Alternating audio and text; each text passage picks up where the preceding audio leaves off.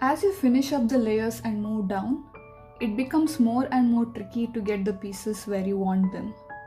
Because whatever changes you make on the bottom, you should always ensure that the pieces on the top are unaffected. All our previous methods focused on looking one piece at a time, and we did not care what piece we threw in the bottom layer. But now we cannot focus on just one piece. For example, if I'm solving for the edges in the bottom layer and I decide to move one edge piece, it is going to disturb some other edge piece in the bottom layer because that's where it's going to move. So we have to keep an eye on multiple pieces at once. Most algorithms I'm going to use involve looking at 3 edge pieces simultaneously, but don't worry, we are going to have fun with them. For solving the bottom layer, I'm going to invert the cube so that the bottom face is facing upwards. This is just so that we can see what's going on a little better. For solving the bottom layer, there are 4 steps. Number 1, I will solve for a cross on the bottom face. That is, I will get the edge pieces such that the yellow is on top without bothering if the other side of the edge is in the right place. Number 2, I will solve for the edges in the bottom layer such that the edge pieces are sitting in the correct positions. Number 3, I will solve for the corner pieces in the bottom layer such that each corner piece is sitting in its right home without bothering about its orientation. Number 4, I will solve for correcting the orientation of the corner pieces in the bottom layers. I have one video for each of these steps, so let's get into the first one.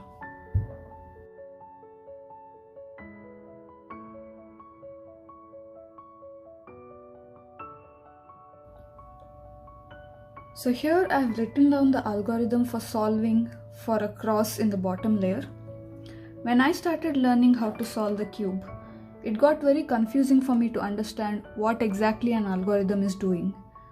Why am I following all these steps and what end goal is it achieving? Especially for the bottom layer, this becomes very difficult because you have to have your eye on 3 or 4 pieces at once. Fortunately, there is an easy way to understand what an algorithm does. Remember that an algorithm on the bottom layer is only touching the pieces in the bottom layer. So what if I took an already solved bottom layer and applied the algorithm? I can exactly see how the pieces have moved. If only there was a simple way to solve for the bottom layer so that I could learn the algorithm easily.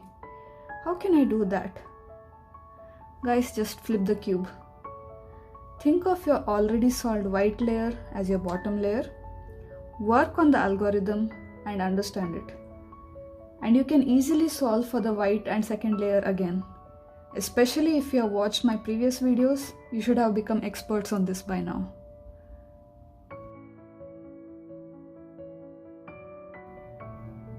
Let's apply the algorithm and see what happens to the edge pieces. We are only solving for the edges, so don't even worry about what happens to the corners at this time. So let me apply the algorithm. Front face clockwise, right side up, top face left, right slice down, top face right, and front face anti-clockwise. Okay. So you see here what has happened at the end of the algorithm. This edge piece has remained untouched and the other 3 have played musical chairs and moved over by 1. So the white and green which was here moved here and flipped its orientation. The white and red which was here has moved over here, and the white and blue which was here moved here and flipped its orientation.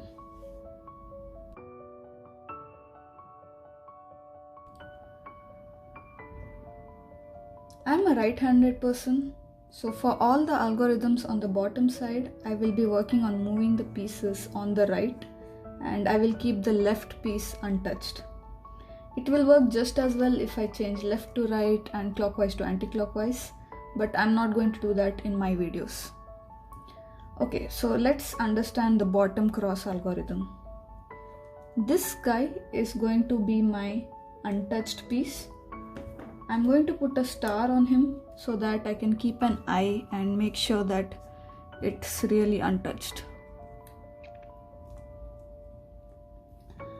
These three pieces are going to play musical chairs. I'm going to call them Y1, Y2 and Y3. So let me get those stickers in place. 2, and this one is going to be Y3. So at the end of the algorithm, I want Y1 here, Y2 here and Y3 here. So let's understand how it works. First, I'm going to move my Y1 here. The way I'm going to do that is move it down and then move it here. So Y1 has moved here. Now I have to replace Y2 with Y3. If I do it in this way, then I don't have any safe place to keep any of these pieces without affecting my star piece. Remember, whatever changes I made in the other layers, I need to reverse it because I should not be touching layers 1 and 2. So I'm not going to do that. Instead, I will move Y3 in this direction and then replace it with Y2.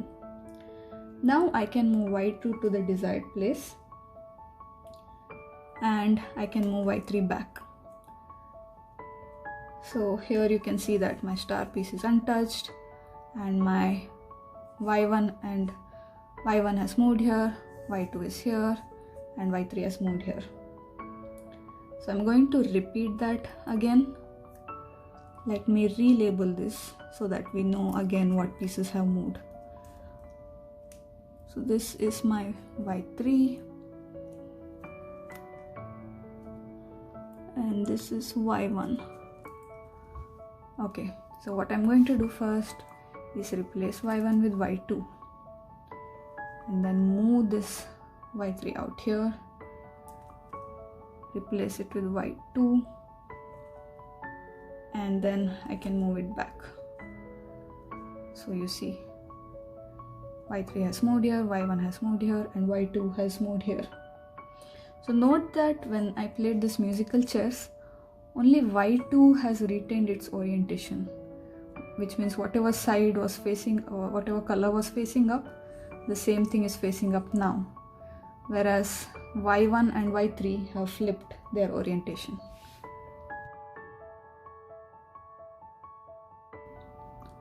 While solving the cube, you may not always have stickers in hand, and it's hard to visualize what's happening to multiple pieces at once. At least for me, it's hard, and I didn't want to blindly memorize the algorithms. So the way I do it is I remember the first few steps and then I check to see what's ruined in the top layers and correct those. So let's focus only on Y1 and Y2 and let's see how we can remember this algorithm easily. So first I'm going to replace my Y1 with Y2 and then move that here to a safe place. Now let's come back to the top layer and correct it. So this will come here, here and then here. So if I go back, my star piece is still untouched, whereas these three have flipped places. So I'm going to do that again. This time I'm going to label Y2 just so that you can see these three have played musical chairs. So I'm replacing Y1 with Y2, just moving that out. Now when I come to the white face, first make sure that these two pieces, white pieces, come back here so that we have these two rows aligned. Then come back and align this other row and bring it back together. Now when I move back, I can see my star piece is untouched and Y2 has moved, and these two also have moved and flipped its orientation. This is all the information you need to solve for the cross on the top face. If you are a logical person, you will be able to look at the cube and figure out whether you need the cube facing this way or this way, and which piece you want to stay untouched, which should be a star piece, and which three should play musical chairs. But I'm going to run through some of the scenarios at the end of this video anyway.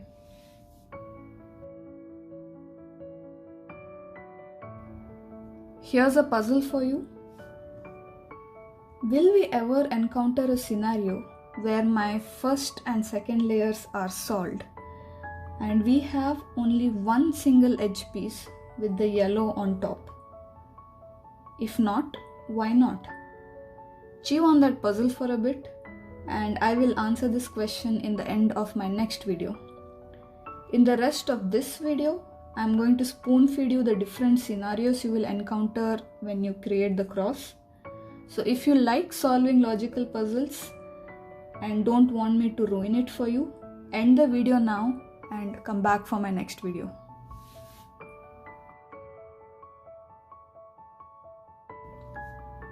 Scenario 1 is that I don't have any yellow edge on the top.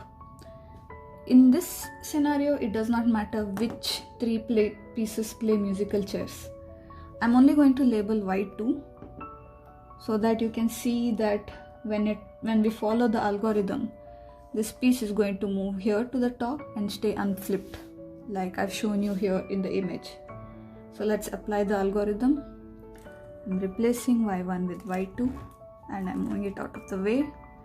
Now I'm just going to come back and get my white layer back in place.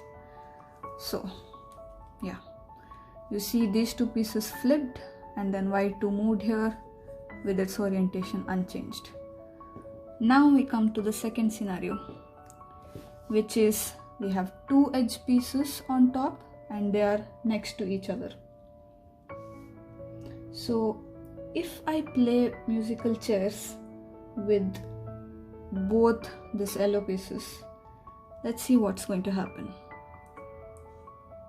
If you think logically, you can figure out that this piece is still going to stay yellow and the other two will get flipped, and in the end we will come back to the scenario of two yellow edges next to each other.